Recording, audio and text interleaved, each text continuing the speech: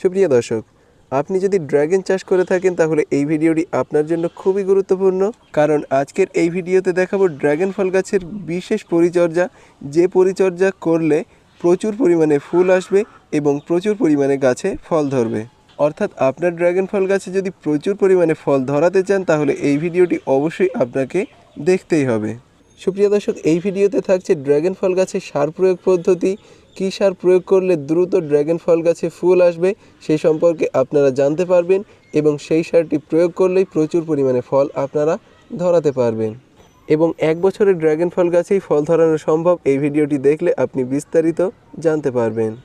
এজন্য অবশ্যই ভিডিওটি শেষ পর্যন্ত দেখবেন, আর এই চ্যানেলে যদি আপনি নতুন হয়ে থাকেন তাহলে অবশ্যই চ্যানেলটি সাবস্ক্রাইব করবেন আর পাশের নোটিফিকেশন বেলটি অন করে দেবেন। তো চলুন সুপ্রিয় দর্শক, শুরু করা যাক। সুপ্রিয় দর্শক, প্রথমে